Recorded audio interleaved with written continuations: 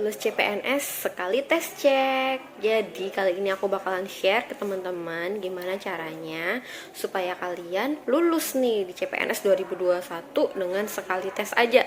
Apa aja sih Kak tahap pertama yang harus disiapkan? Nah, yang pertama itu akan ada seleksi administrasi, dimana kalian harus persiapkan kayak scan KTP, KK, transkrip nilai, ijazah, STR yang masih berlaku buat nakes ya. Nah, itu semua harus kalian persiapkan dari sekarang. Dicek tuh nama, tempat, tanggal lahir harus benar, harus sama semuanya. Kalau misalnya ada yang belum sama atau ada kesalahan nama, segera diurus ya, supaya nanti ketika pendaftaran kalian tidak terlambat dan tidak membuat kalian menjadi tidak lolos di seleksi administrasi. Semangat! Oke, sekarang kita lanjut ke tips nomor 2. Jadi, tips yang selanjutnya itu adalah teman-teman harus persiapan untuk menuju ke seleksi SKD. Apa tuh seleksi SKD? Seleksi kemampuan dasar, di mana yang diujikan itu ada intelijensi umum, terus ada tes wawasan kebangsaan, terus ada juga tes karakter pribadi. Nah, itu semua memiliki bobot yang berbeda-beda ya teman-teman. Nanti aku kasih di sini deh bobotnya berapa kalau untuk yang tahun 2019 angkatan aku. Karena mungkin akan berbeda juga kali ya tahun 2021, tapi kita tunggu aja infonya. Nah, di sini teman-teman wajib banget nih ikut yang namanya tryout rutin. Tryoutnya bisa yang berbayar, bisa yang gratis. Kalau aku dulu ikut yang gratis dan seminggu itu bisa ikut 3 kali. Meskipun harus rebutan jadwal untuk tesnya. Jadi ya udah teman-teman coba dulu, kalau ada yang gratis ikutan daftar, oke?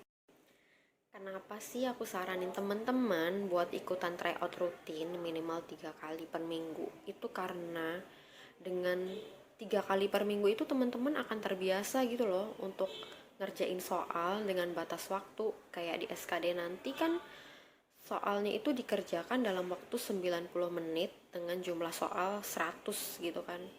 Itu berarti kira-kira per soal jatuhnya 54 detik. Nah, dalam sekian detik teman-teman udah harus tahu jawabannya, padahal soalnya itu nanti lumayan panjang-panjang juga.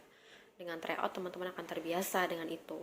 Dan teman-teman juga akan bisa nge-review kira-kira nilai mana yang kurang, entah di TKP kah, atau di intelijensi umumnya kah, atau di TWK-nya mungkin. Nah, kayak gitu. Jadi maksimalkan pokoknya, mumpung masih ada banyak waktu, teman-teman bisa persiapkan ya.